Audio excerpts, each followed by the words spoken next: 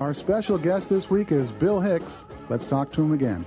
Now, you're going to be doing Caroline's in New York City very soon, and I'm wondering what some of the new topics are that you're going to cover in your act that are not on your album. Oh, man, there's a lot of great stuff. First of all, the Judas Priest trial. This is, you know the story there. These sure. kids, these two kids were like giant fans of the group Judas Priest. They listened to this one album for like 5 hours and then went out and committed suicide, and now their parents are suing the group Judas Priest. Now, I mean, I'm not trying to be facetious about these kids, but how many people have listened to Judas Priest and not committed suicide?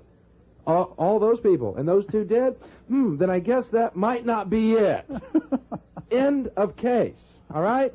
That's what we need, is someone just to cut to the chase, and let's say it and move on quickly. Mm-hmm. Let's solve the problems, not dwell in them. Mm-hmm. You know?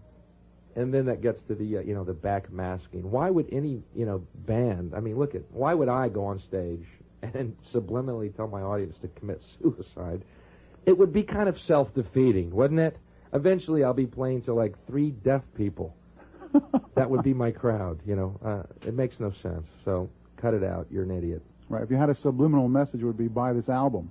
Exactly. Buy all my albums. Exactly. But people are so shocked by these things, and it's like, look, how many people are born, every day? I mean, like 1 million, 1,000, hundreds of thousands are born every day.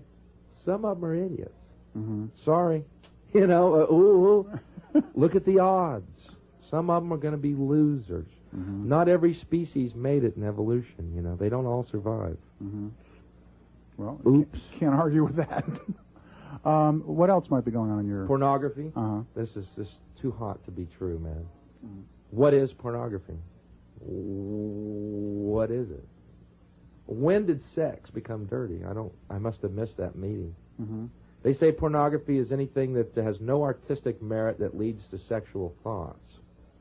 Well, isn't that like every TV commercial? I mean, when I see those two twins on that Double Mint commercial, I'm not thinking about gum, I am thinking about chewing, but gum has little to do with it.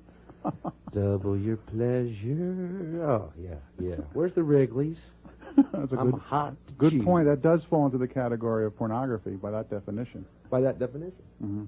And another thing, quickly about commercials. This is just a personal thing I got to tell you. Diet Coke, and I don't care how many times they run that commercial, just for the taste of it. Uh-huh. Diet Coke sucks. Mm-hmm. Okay? Run the commercial a zillion times, it'll still suck. Mm-hmm. Case closed. I just wanted to say that. So you're going to be doing the Diet Coke comedy tour. I'm not into that. All these guys doing diet. I mean, just look at them sucking up that Diet Coke money, man. Is it abhorrent to you or what? It's like on the album. What real rock star would do that? Mm-hmm. It's Keith Moon for Snickers. Sometimes I'm doing a drum solo and I haven't eaten for like 3 weeks. The needle broke off in my arm. Eat a Snickers. Yeah, but we got the Rolling Stones doing it for what, Budweiser? It's pathetic. And what, even Sinatra... Was that Budweiser, the tour they did with the Stones? Right. Even Sinatra does beer commercials. Man, it's like there's nothing sacred. Well, they wave big checks in front of these people. Real big checks. Yeah, I know it. Well, they say it's only a minute of your time. 2 minutes. Right. Here's a $500,000, babe. It's okay. I don't know. I guess I have this weird conscience. Conscience. Look it up in a pre-Reagan dictionary. So you're a big fan of the Ronald Reagan era. I love Ronald 6 letters, Wilson 6 letters, Reagan 6 letters. What a wacky coincidence, huh? And when he got out of office, he moved to 666 St. Cloud Road in Bel Air. The coincidences abound. What are the odds of that? That's right. He did move to. And did you hear that? That's incredible. They changed it to 668, and they said, "Why'd you change it from 666 to 668?" And Nancy Reagan goes, "Well, the beast has such negative connotations." Oh, does it? Satan? Negative? Well, talk me through that idea. Get the real, man. These people. God. Yeah, you're getting me fired up. Dude. That's okay. Go for it, babe. Man, that's why we're here. Man, where's my crowd, man? We got a million people listening to you right now. They're beautiful, man. I know they're out there. And this, the flag burning thing. Mm-hmm. I personally don't believe the flag should be burned, all right? Mm-hmm. Unless it's knotted, soaked with kerosene, and stuck up Jesse Helms' rear. In which case, light away. But, you know, people are overreacting about it. You know what I mean? It's just a smoke screen, you know? And this Bush, family values, family values. Well, what family value? Whose family are you talking about? Mm-hmm. How about the family of man, George? Mm-hmm. You know what I mean? I mean, we're all in this together, kitty poos. That's right. Well, he's speaking to what he thinks is his constituency, and everybody else doesn't count. Right. Well, sorry. I think he's in for a rude awakening. Think we're getting political here? I hope not. It has nothing to do with politics. What do you like best about being a stand-up comic, and what do you like least? Well, I love it. I mean, I love it, you know, so much. It's amazing that there is such a career. I love it because I get to go out and, you know, on a good night, it's phenomenal when you feel that connection with people, and also when material comes to you. It's just a great rush for a guy who's a creativity nut, such as myself. Mm-hmm. Loves that moment. Boom. You lose all sense of time and space, and you realize our true nature is creative and loving humans. Mm-hmm. On the bad side, these waitresses are really bitchy. You know? It's like, come on, man, you slept with John Fox last week, and you won't even give me a look. Hey, what's the deal? I'm up there talking about salvation. Come on. No, I don't know. The bad side, there is no bad side to it. Okay, good. I'm glad to hear that. None. There's a man who loves his career, and for good reason. He's got a great one going. Bill Hicks, our special guest. And we will talk with him some more later on. He's going to give us his opinion of Andrew Dice. I asked him for his opinion of Andrew Dice Clay. Dice Clay is the Republican Red Fox. You know, he's the guy that Reagan, you know, Mommy, go on up to bed. Me and the boys want to listen to this new comic. And they sit around, nudge, nudge, wink, wink, as they listen about urine-colored foreigners and beating women. Uh-huh. Just good little fun we're having. Right. Just having laughs. It's only jokes. Yeah, right. Right. He's the Republican Red Fox. That's a good line, Republican Red Fox. You know, but it's not my cup of tea. You know, really, man. Sorry when people go, Joe, how do you like Dice? You know, I mean, be real. You know, I have to go back to like Robert Benchley and S.J. Perelman. They're funny. Right. You know, get a sense of history here. You know, but no, I'm not into it. I'm not into much of our culture right now. There is no culture in America. None. There's no philosophy in America. There's slogans and there's religious superstitions. That's all there is.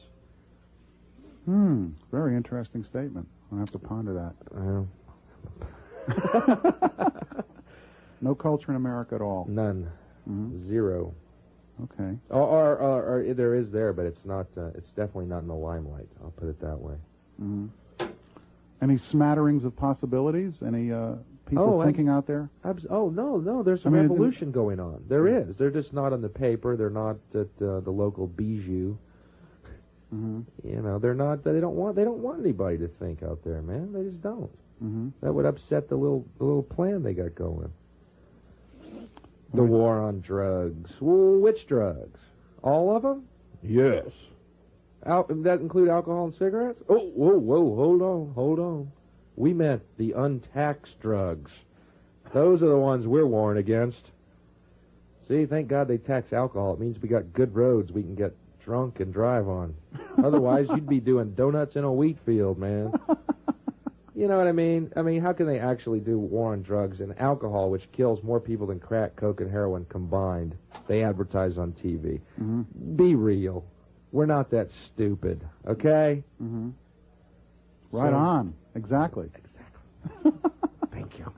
I predict a very big career for you, Bill. I think you're hot for good reason. You're saying things that a lot of people don't say on stage, and a lot of people want to hear. Do you have that feeling? What sense do you have of your place in the comedy world and your career potential? I mean, do you feel the excitement that's building around you? I'm scared to death by it, and I'm also thrilled by it, you know, because, you know, it's really weird. I'm like very, you know, I was very self-destructive for a long time, and that's a hard thing to break, you know, but I think it's great, man. I mean, you know, I want people around me who are like friendly people. You know what I mean? I don't want people trying to keep me down. And in that regard, I think it'd be neat to get that kind of support. Mm-hmm. Have lots of people going, yes, we choose rational thought. We choose not to kill our brothers. Mm-hmm. We choose to love. I mean, Yes, I'm excited about that. Bill Hicks, out on a limb. I just hope I live to see it. Bill, I'm really pleased to meet you. I've been listening to your album. I've been reading about you. I've been hearing about you. And you are a fascinating guest. I enjoy the way your mind works, and I hope you'll come back and do the show again. Anytime, Len. I enjoyed it. Thanks. Thank you. It was worth getting up for. I'm glad you feel that way. We want you back. Our special guest this week, Bill Hicks.